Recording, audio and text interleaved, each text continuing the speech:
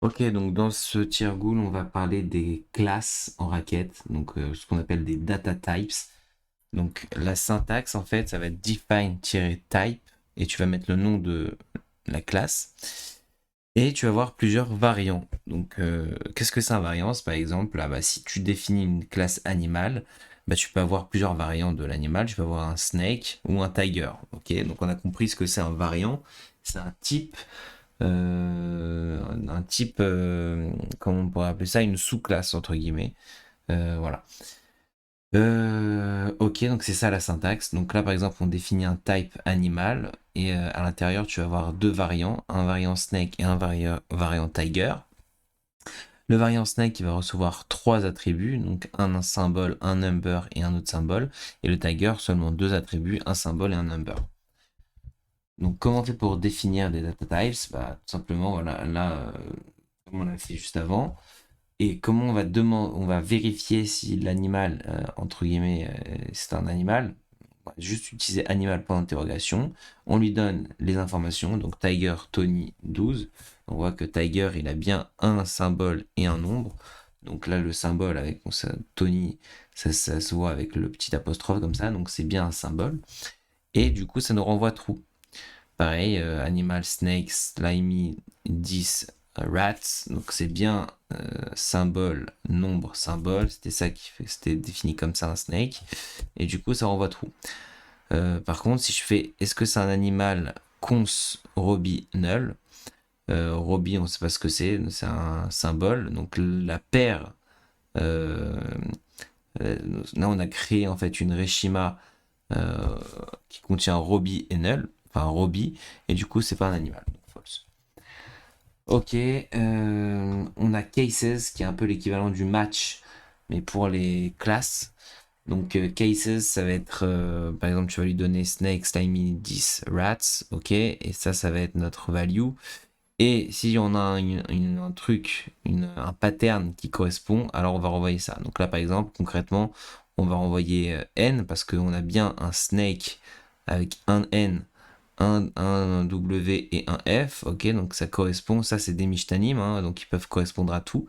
Donc là, N serait assigné à Slimy, W à 10 et F à Rats, et du coup N va être renvoyé, donc il va bien nous renvoyer Slimy. Ok. Ok, בכס יש לך לעשות את כל הווריאנט של הטיפוס, אחרת נקבל שגיאה. Donc là, ça a marché le case parce que on a un autre cas, Tiger, même si on n'arrive jamais dessus parce qu'on match à Snake. Mais si on avait fait juste un cases avec marqué que Snake, on n'avait pas mis Tiger, alors on aurait une Shgia. Ok? Pourquoi? Parce que quand tu fais un cases, il faut absolument que tu aies tous tes variants comme cas. Ok. Donc là, on va faire un exercice. On va créer un data type person avec les variants teacher qui va contenir un string. On veut qu'il ait un string, un naturel et un nombre réel. Et teacher qui veut un string, un non naturel et un integer. Ok. Donc, on va créer la person number. Donc là, on a défini define type person avec les deux types de variants et avec leurs attributs personnels. Et du coup, on va créer une fonction aussi. Ils ont demandé de créer une fonction. Fonction מקבלת רשימה של personnes qui reçoit une liste de personnes et qui renvoie la reshima avec une liste avec deux éléments, le nombre de teacher et le nombre de students. Ok.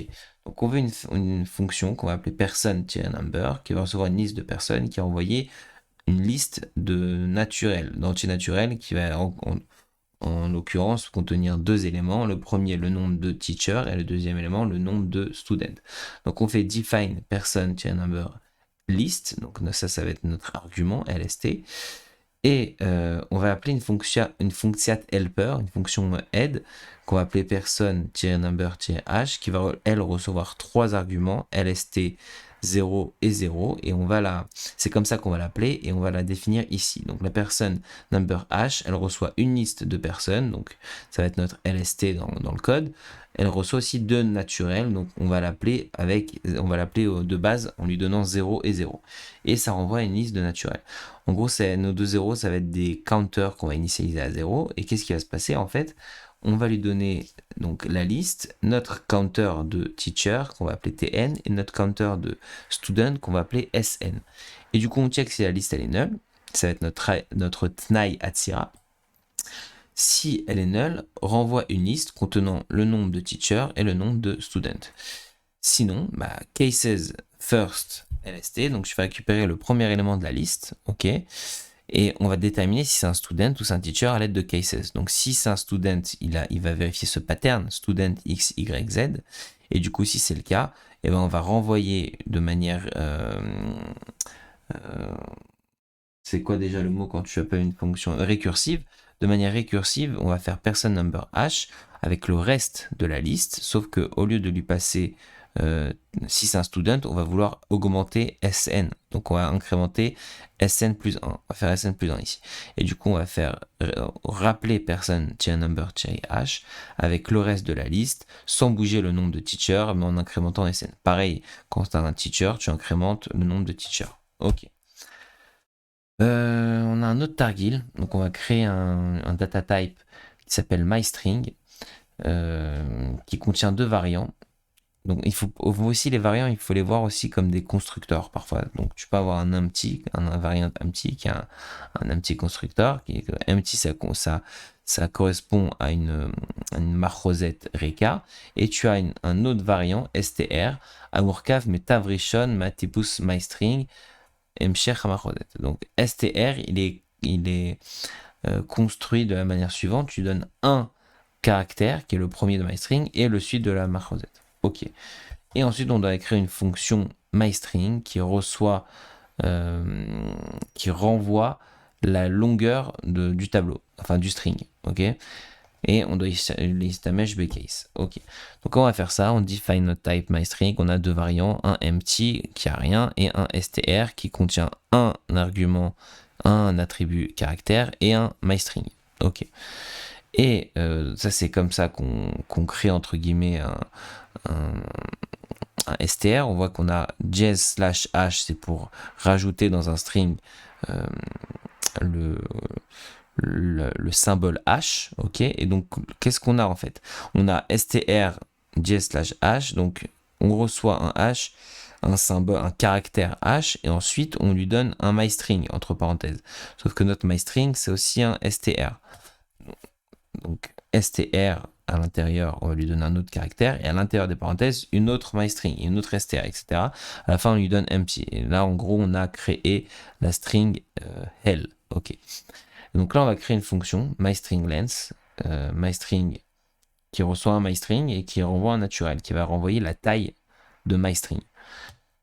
Donc, on la define, elle reçoit comme paramètre str, et on va faire un case, donc str. Si c'est vide, si str s'associe avec 0, le lion ne s'associe pas avec le cafard. Si str match avec le pattern empty, alors on voit 0. Par contre, si str il match avec le pattern caractère et un myString, alors renvoie incrément de 1 ici, renvoie 1 plus myString len s. Donc encore une fois récursif, sauf qu'on va renvoyer sur myString et on va baser le premier caractère c. Et comme ça, tu vas faire plus 1, plus 1, plus 1 jusqu'à ce que tu arrives à empty qui envoie 0. Ok, dernier exemple, on a mylist, on va définir un type mylist qui possède tous ses variants empty, numnode, simnode, lnode. Empty, il a R, c'est une liste vide. Numnode, c'est une liste qui contient un nombre et une liste. Simnode, c'est un truc qui contient un symbole et une liste. Lnode, c'est une liste qui contient deux mylists. Ok. Et on doit créer une fonction qui vérifie combien d'éléments de type symbole on a dans la liste.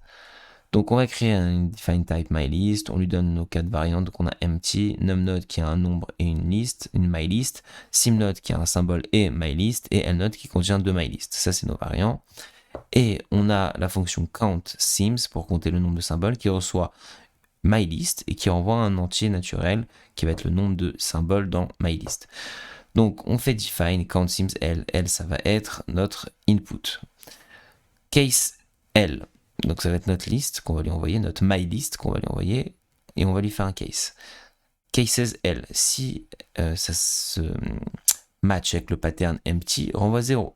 Si ça match avec le pattern que tu as quoi que ce soit, un symbole quelconque et un reste, alors tu fais plus 1 au counter de...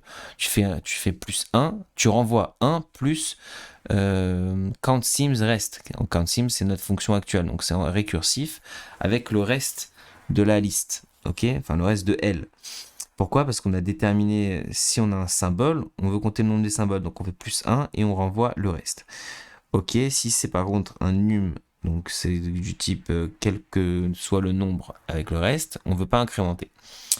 Ok, et si on a deux mylist, donc lnode avec mylist qu'on va appeler lst1 et lst2, donc ça ce sont nos deux mylist, qu'est-ce qu'on va faire? On va tout simplement renvoyer la somme de countSims lst1 et countSims lst2, sachant que countSims lst1 c'est la fonction qui va déterminer le nombre de symboles dans lst1 et countSims lst2 le nombre de symboles dans lst2. Nous on va vouloir la somme des symboles des deux listes.